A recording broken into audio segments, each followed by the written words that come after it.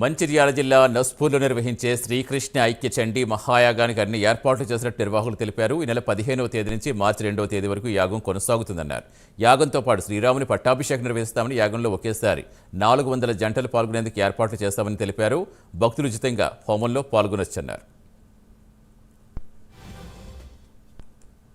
ముఖ్యంగా ఈ హోమాన్ని విశ్వశాంతిని ఆకాంక్షిస్తూ చేయడం జరుగుతుంది కాబట్టి భక్తులందరూ కూడా విశేషంగా పాల్గొనేటువంటి అవకాశం స్వచ్ఛందంగా ఉంటుంది కాబట్టి వచ్చిన భక్తులందరూ పాల్గొవచ్చు.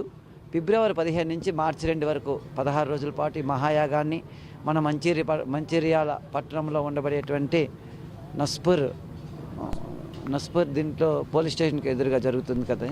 కాబట్టి అందరూ కూడా ఈ యొక్క యాగంలో పాల్గొనేటువంటి సౌలభ్యాన్ని కల్పించడం జరుగుతుంది.